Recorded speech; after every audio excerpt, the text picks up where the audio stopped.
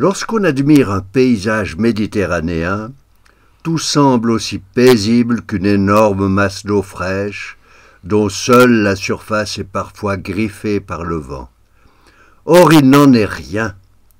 Pour essayer de découvrir les réalités sous-marines, il faut commencer par les observer au moyen des mesures classiques de l'océanographie scientifique. À la fin des années 60, le sujet de la pollution marine prenait de plus en plus de place dans l'actualité et nous étions consultés, mon excellent confrère et ami Jacques Picard, le célèbre explorateur des grands fonds océaniques, et moi-même, pour étudier les possibilités d'atténuer les effets de cette pollution. Nous voici par exemple accueillis en Sardaigne par les autorités locales. Considérée dans le vaste réseau des courants sous-marins de la Méditerranée, la Sardaigne est longée par de l'eau qui, au cours de son long parcours, a été enrichie par toutes sortes de produits polluants, notamment le long de la côte italienne toute proche. En différents points choisis le long de la côte, nous avons commencé par recueillir avec des filets aux mailles très fines les différentes espèces de plancton. Nous les avons identifiées puis comptées au microscope. Nous avons observé les variations journalières de la simple transparence de l'eau superficielle. Nous avons mesuré la température de l'eau, sa salinité, sa teneur en oxygène et en gaz carbonique en fonction de la profondeur et du temps. Nous avons prélevé de nombreux échantillons de cette eau à des fins d'analyse en laboratoire, notamment des échantillons prélevés au ras du sol sous-marin pour mettre en évidence les échanges entre les sédiments du fond et l'eau. Rien que de très classique. Mais pour comprendre l'ensemble des phénomènes qui aujourd'hui inquiètent le public, il faut observer la Méditerranée dans son ensemble. Et c'est au détroit de Gibraltar, 15 km de large et 300 mètres de profondeur, que se manifeste de la manière la plus spectaculaire le mouvement de ces équilibres sous-marins. En effet, notre Méditerranée, ou Media Terra en latin, est un vaste bassin d'évaporation. Il est si actif que les pluies et ses grands fleuves, le Rhône, le Danube, le Nil, etc., ne compensent pas l'énorme évaporation de sa surface. On estime que la perte de son niveau d'eau par simple évaporation est de 50 cm à 1 mètre par année. Mais ce qui s'évapore est de l'eau distillée. Donc, ce qui reste sous la surface est plus riche en sel, plus froid et plus lourd. Il a donc tendance à couler, à s'accumuler en profondeur et finalement à retourner partiellement dans les profondeurs de l'Atlantique sous la forme d'un fleuve sous-marin froid par le fond du détroit de Gibraltar, surtout lorsque la marée atlantique est basse. Bien sûr, beaucoup d'autres phénomènes naturels influencent aussi cette tendance générale. Par exemple, l'eau superficielle, chauffée par le soleil de l'été, se dilate, s'allège et s'évapore. Celle qui reste en est légèrement alourdie par l'augmentation de sa teneur en sel. Elle coule en provoquant des mélanges sur les premiers mètres d'épaisseur. Au-dessous d'une dizaine de mètres, les plongeurs sous-marins savent d'expérience que l'eau se refroidit rapidement. Lorsque la presse commente l'augmentation du niveau de la mer, il est curieux qu'elle n'évoque jamais les masses de sédiments arrachés à la surface des continents par l'érosion, puis déversés dans l'eau par les fleuves et les vagues. Ni l'activité volcanique sous-marine encore bien mal connue, ni la lente et anarchique dérive des continents. Si le réchauffe provoque bien une dilatation générale, elle représente peu de choses puisqu'elle se limite seulement à la zone superficielle.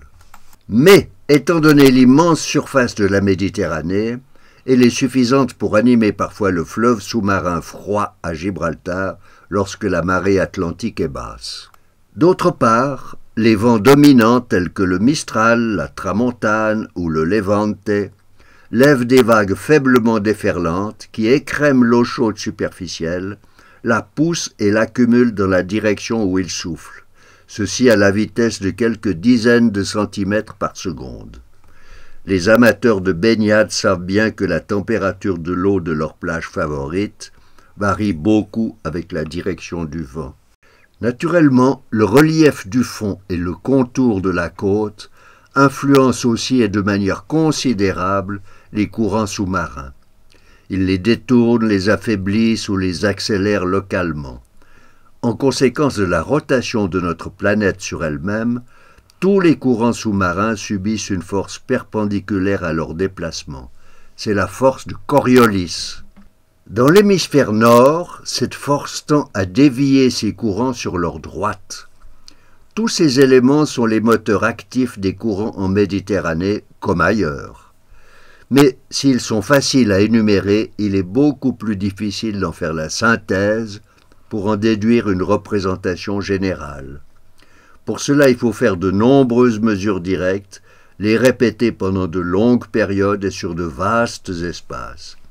Les observations faites par les infatigables satellites et leurs regards infrarouges permettent d'atténuer une partie de ces difficultés qui sont d'ailleurs inhérentes à toute l'océanographie scientifique. À l'intérieur de toutes ces masses d'eau en mouvement continuel, il y a de la vie, beaucoup de vie, une vie cruelle et angoissée parce qu'elle se nourrit en se dévorant elle-même. Et ses formes sont extrêmement variées. Cela va du phytoplancton minuscule, mais largement dominant, jusqu'aux grands mammifères marins.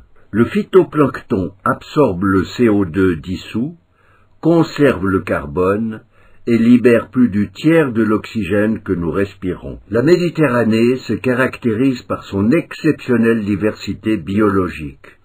Elle, qui n'occupe que 1% de la surface des océans de la planète, fait vivre 28% d'espèces vivantes introuvables ailleurs.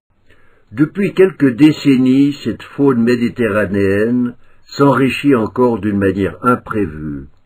L'ouverture du canal de Suez, en 1869, a ouvert un passage d'eau de la mer Rouge vers la Méditerranée. Heureusement, le tracé du canal passe par les lacs amers, qui sont hyper salés. C'est là que se croisent les grands bateaux. Du fait de leur salinité, ces lacs ont longtemps fait barrière au passage de la faune entre les deux mers.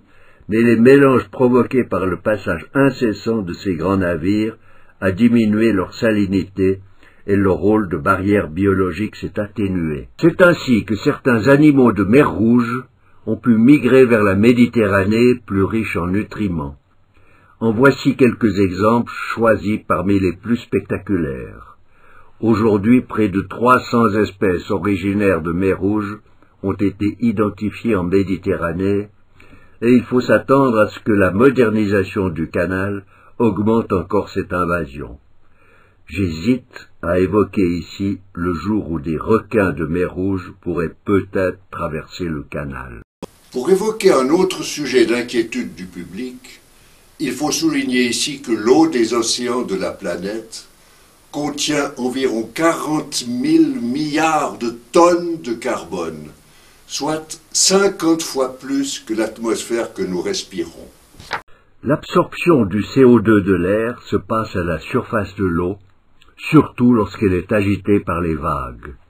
En hiver, l'eau superficielle est refroidie.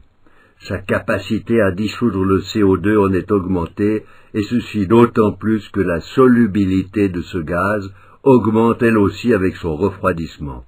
Cela tient à leurs caractéristiques physiques.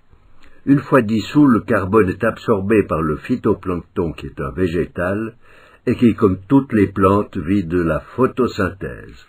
En gros, il respire le CO2 dissous, conserve le carbone pour se développer et rejette l'oxygène qui s'échappe dans l'eau, puis dans l'air. En mourant, toute cette masse biologique coule et s'accumule sur le fond de la mer. Là, elle se mélange aux sédiments pour de très longues périodes.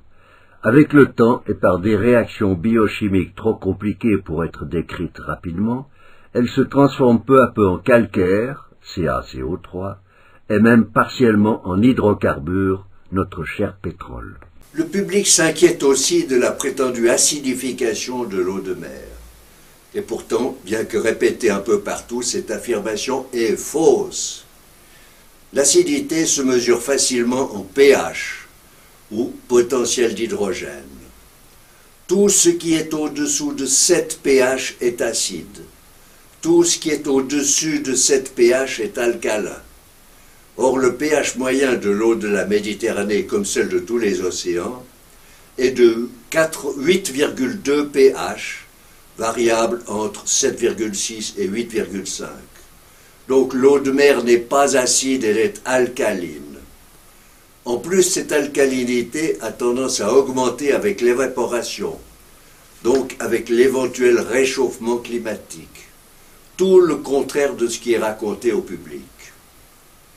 Arrivé à la fin de ma carrière de naturaliste scientifique, j'assiste avec étonnement à une curieuse confrontation d'opinions contradictoires sur les sujets de l'écologie et de la climatologie. Un chaos d'affirmations antagonistes, faites par des gens souvent très compétents, mais qui se considèrent les uns les autres avec colère et mépris. Hors de leurs convictions, ils ne tolèrent souvent ni les doutes ni les discussions. Or, il s'agit de sujets extrêmement compliqués et si nouveaux qui sont encore mal dominés dans leur globalité. Regardez-les se disputer, se condamner, s'exclure. Ils se comptent les uns les autres, comparent le nombre de leurs partisans et considèrent souvent ces chiffres comme des arguments ayant valeur scientifique. Ma génération a travaillé dans un monde de chercheurs aux convictions moins inébranlables. Les opinions variées pouvaient encore être discutées librement afin d'essayer de comprendre le résultat d'observations sur la nature qui parfois semblaient d'apparence contradictoire. C'est pourquoi il me semble que le temps n'est pas encore venu de conclure sur ces sujets de la climatologie et de l'écologie. Je le répète, il s'agit de sciences encore très jeunes, très complexes, et personne ne les domine vraiment. Attendons quelques années avant de suggérer n'importe quelle solution au public qui nous fait confiance. C'est trop grave et encore trop incertain pour prévoir l'avenir.